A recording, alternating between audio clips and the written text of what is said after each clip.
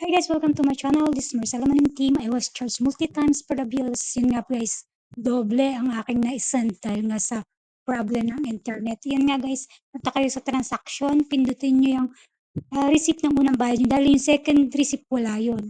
And then, after na makapunta kayo dyan, pindutin nyo lang yan.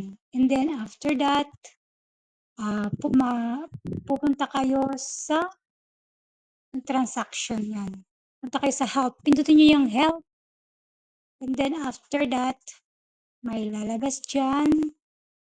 Wait lang tayo guys. May lalabas dyan ng pagka-press nyo yan. May lalabas dyan na yung pipilapan nyo. Ticket yun, ticket para mapilapan nyo. Yung ano niya, magiging solve problem nyo after 2 days yan. Or 1 day, depende. Depende sa problema ng bills. Yan nga guys, ayan. And then after nyo ma-fill upan, pindutin nyo lang ang submit at siya ang bahala. Thank you for watching. Bye!